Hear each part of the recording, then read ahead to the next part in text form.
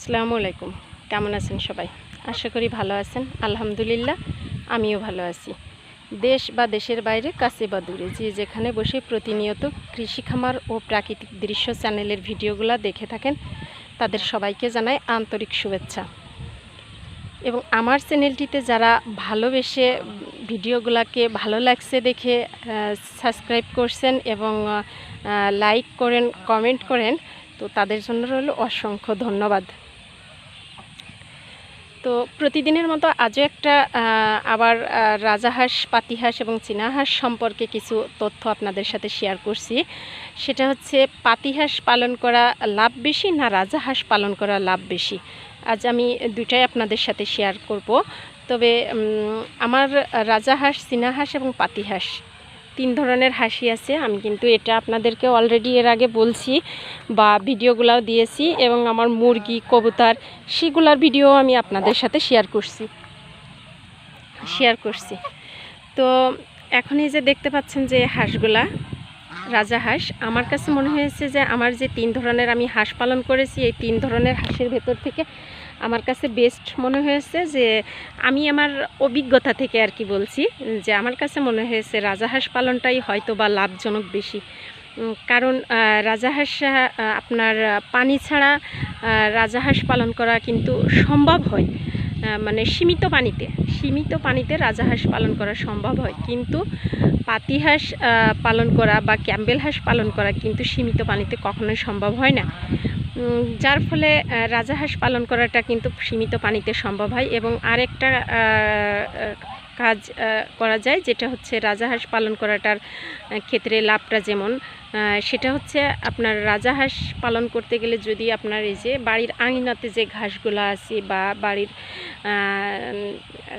আশেপাশে যে কৃষি জমিগুলো পড়ে থাকে, সেই জমিতে যে প্রাকৃতিকভাবে যে ঘাসগুলো হয়ে থাকে, সেই ঘাসগুলা কিন্তু আপনি চাইলে হাঁসকে খাওয়াতে পারেন।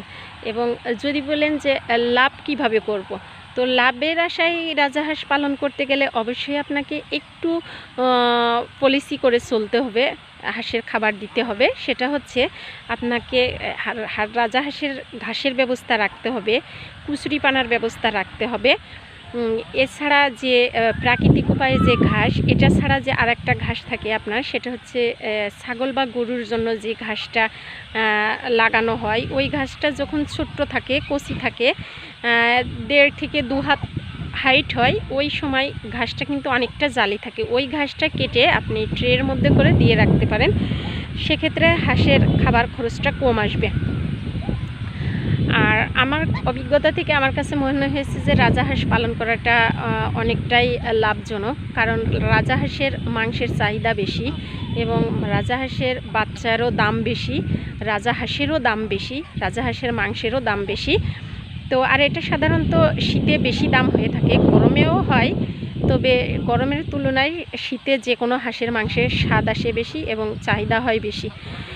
আর রাজাহাঁসের মাংসের ব্যাপকভাবে চাহিদা থাকার কারণের জন্য কিন্তু রাজাহাঁসটা পালন করা কিন্তু সুবিধাজনক, মানে লাভজনক আমার কাছে মনে হয়েছে।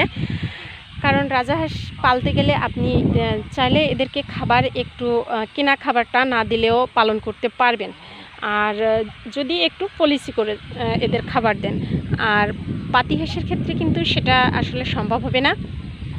রাজাহাঁসের ক্ষেত্রে আপনি এদেরকে এই যে আমি যে আজ 3.5-4 মাস যাবৎ এদের আমি কিন্তু কোনো খাবার দেই না। খাবার দিই না বলতে মানে কেনা ধরনের কোনো খাবার দেয় না, গম, ভুসি, দানাদার যে খাদ্যগুলা, ভুট্টা বা ধানের গুঁড়ার সাথে যে খুদ, চাউল, এটা কিন্তু আমি এদেরকে দিই না। এদেরকে কিন্তু আমি সবসময়ের জন্য ন্যাচারাল খাবার খাইয়ে বড় করেছি, এবং এই যে ঘাসগুলো এগুলা খেয়েই বড় হয়েছে। হ্যাঁ, এদেরকে আমি দিই না, যদি বলেন দিই না তবুও হাঁসগুলো এমন হেলদি কেন? হ্যাঁ, ঘাসে কিন্তু প্রচুর পরিমাণে শক্তি থাকে, আর সেই শক্তি থেকেই কিন্তু হাঁসের যে রোগ বালাই সেটাও কম হয়। যেমন সবুজ ঘাস খেলে গাভীর জন্য যেমন উপকার, বা গাভীর মাংসের জন্য যেমন উপকার, তেমন কিন্তু হাঁসের ক্ষেত্রেও সবুজ ঘাস থেকে কিন্তু অনেকটা রোগের থেকে মানে বিরত রাখে। যে ঘাসটা খায়, এই ঘাসটা খেলে কিন্তু হাঁসের অনেকটা রোগবালাই কম থাকে। আমি এই যে হাঁসগুলা পালন করছি, এই হাঁসগুলাকে কিন্তু আমি বিন্দু পরিমাণ কোনো ভ্যাকসিন কিন্তু করিনি। কারণ আমি এদেরকে সবসময়ের জন্য ন্যাচারাল খাবারটা দিয়েছি, যার কারণের জন্য এদেরকে আমার ভ্যাকসিন করা লাগেনি। এদেরকে ন্যাচারাল খাবার খাওয়ানোর কারণের জন্য আমি এদেরকে সুস্থ রাখতে পারছি, ভালো রাখতে পারছি। এরা অনেকটা সুস্থ আছে, অনেকটা ভালো আছে।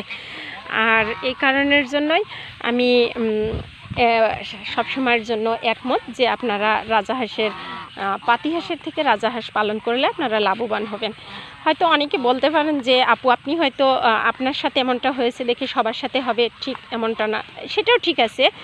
কিন্তু একটু আমার মনে হয় কৌশল অবলম্বন করলে অবশ্যই এটা সম্ভব যে রাজাহাঁসের খামারটা করে লাভবান হওয়া। আর পাতিহাঁসের কথা বলি, পাতিহাঁস যারা পালন করতে চান এরা যদি আপনাদের যদি পানির ব্যবস্থা থাকে, যদি নদী নালা বা পুকুর থাকে বা বিল থাকে, তো সেক্ষেত্রে কিন্তু আপনারা পাতিহাঁসটা পালন করতে পারেন। সেক্ষেত্রে আপনাদের পাতিহাঁস পালন করলেও লাভ হবে, তবে রাজাহাঁসের মতো আমার মনে হয় এতটা হবে না, কারণ পাতিহাঁসের পিস আপনার ক টাকা বিক্রি হবে। তো সেটা ছাড়াও যে খুব বেশি মাংস পাতিহাঁসে হয়ে থাকে আসলে সেটাও না, সেটাও ঠিক না। তো যাই হোক, আমার অভিজ্ঞতা থেকে আমার যতটুকু মনে হয়েছে আমি সেটাই আপনাদের সাথে তুলে ধরার চেষ্টা করছি এবং তুলে ধরেছি। তো দেখা হবে পরবর্তী কোনো ভিডিওতে। তো সে পর্যন্ত সবাই ভালো থাকবেন, সুস্থ থাকবেন। আর আমার কথার মধ্যে যদি রং হয়ে থাকে কোনো কিছু, তাহলে অবশ্যই কিন্তু ক্ষমার দৃষ্টিতে দেখবেন। আমার চ্যানেলটিকে ভালো লেগে থাকলে ছোট্ট একটা লাইক দিবেন, চ্যানেলটি সাবস্ক্রাইব করে পাশেই থাকবেন, বেল আইকনটি বাজিয়ে দিবেন। আল্লাহ হাফেজ।